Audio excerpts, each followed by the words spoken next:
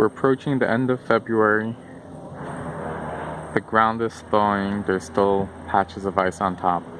And I was wondering, can you plant Cholent mix from the store?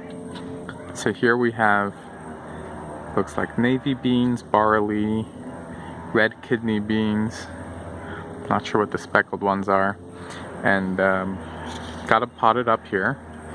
Gonna put some more dirt on top, and will this grow into a nice pot of cholent?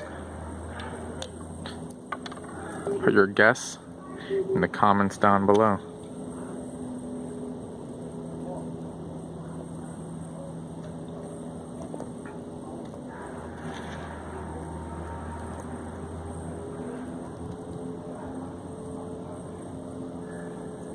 And don't forget to give this video a very cholenty thumbs up.